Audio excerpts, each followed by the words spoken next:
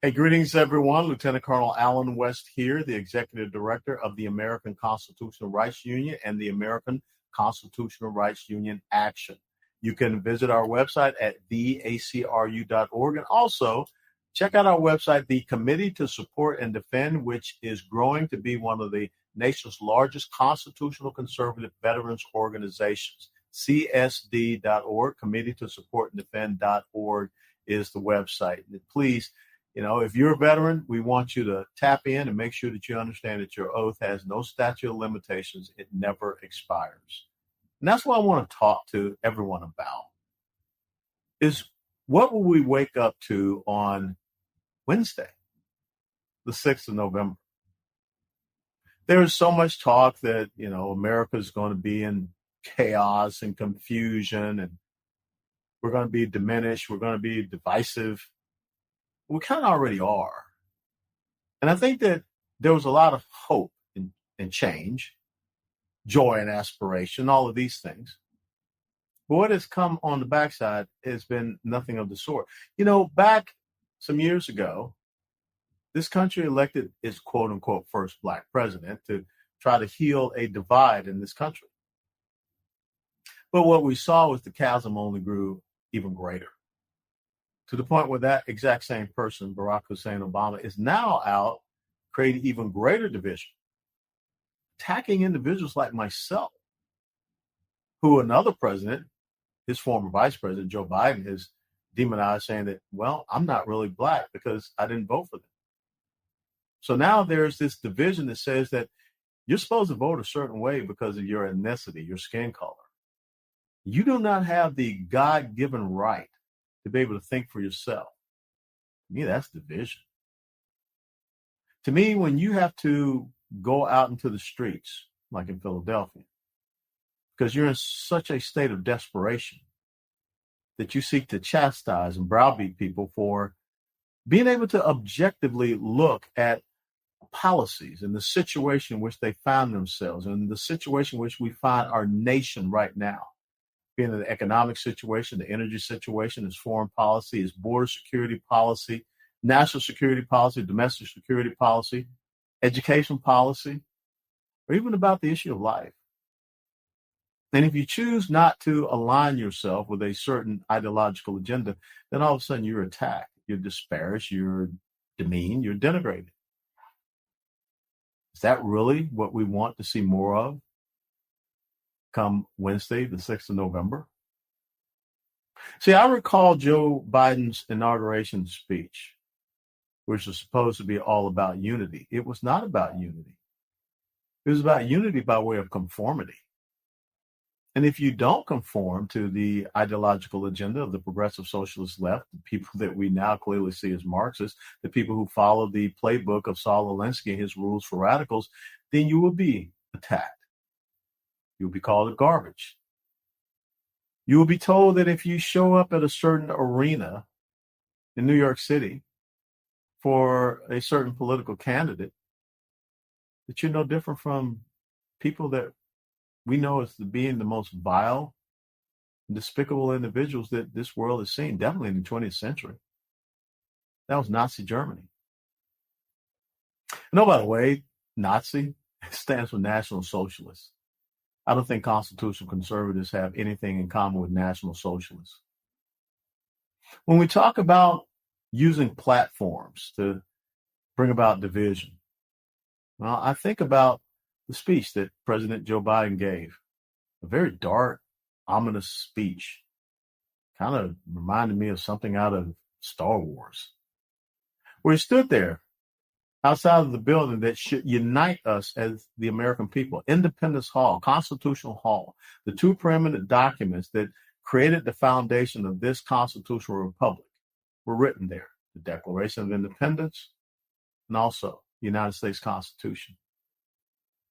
But yet, a certain part of this country were disparaged because they kind of like this thing called individual liberties and freedoms. They kind of like what we were supposed to be founded upon. Is America perfect? No. But we are, and we strive to be a more perfect union. which is in the preamble of the Constitution. And oh, by the way, believing in the Constitution, it seems to all of a sudden be a bad thing to those people who want centralized power.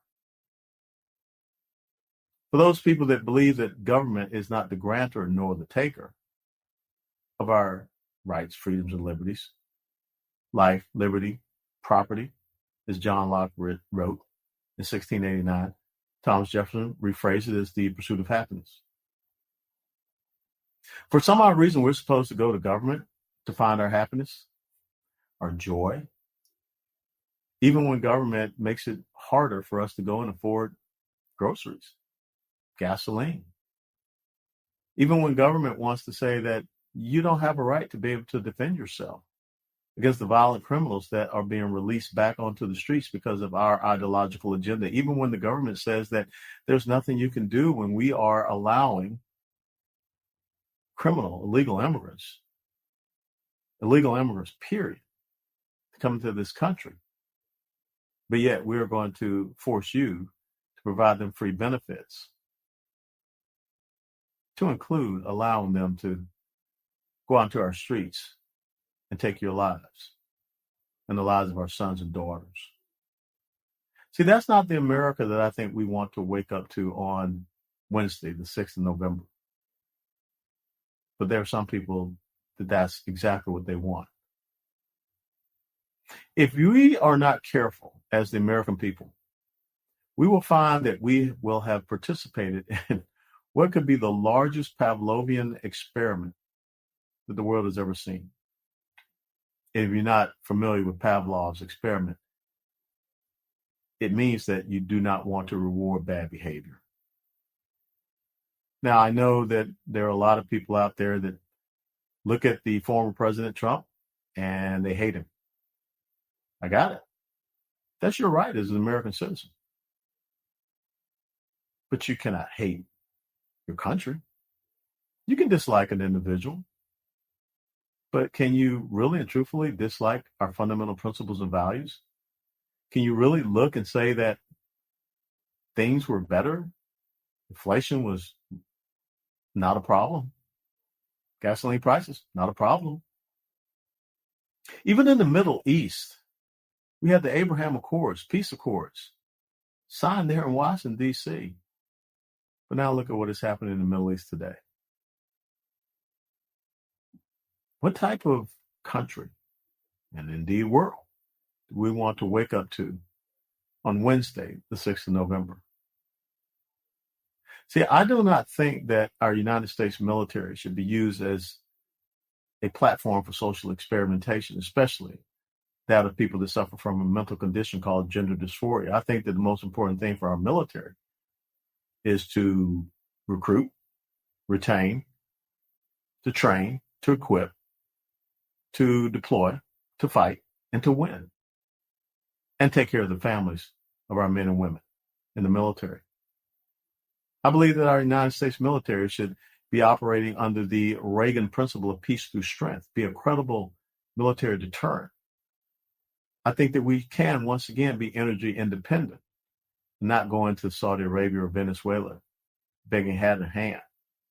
I think that we need to look at countries that, such as the BRICS, who not too long ago met in Russia to try to come together to undermine the dollar, the U.S. dollar, as the currency of record for the world. Brazil, Russia, India, China, South Africa, and a few other countries, if you don't know what BRICS stands for. There's a new axis of evil that is forming here in these past 3.5 years. I do not want to see that axis of evil, China, Russia, Iran, North Korea, Islamic jihadism, and transnational narco-criminal terrorist organizations. I do not want to see them get stronger. I do believe that we should put the fear into these individuals. I do believe that they need to see strong leadership sitting across the table from them. I do believe that our allies need to know that they have a part to play, and we'll be side by side with them, but they have to stand with us, not behind us. I do believe that America can be a leader without being an interventionist nation. Because I believe as you shine a light upon the darkness cockroaches run away. Right now, the cockroaches are all over the place, to include right here inside the United States of America. Do we want to wake up on Wednesday, the 6th of November, and believe that we don't have the rights to our own children?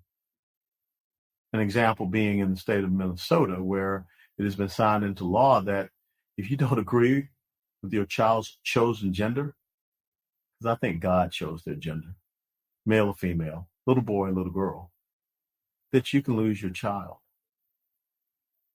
And oh, by the way, I don't agree with dismembering babies all the way up to the time of their birth, or even allowing them to die even afterwards. But that's an example of the state of the Democrat vice presidential nominee. Do we really want to see that culture of death being the way going forward on Wednesday, the 6th of November?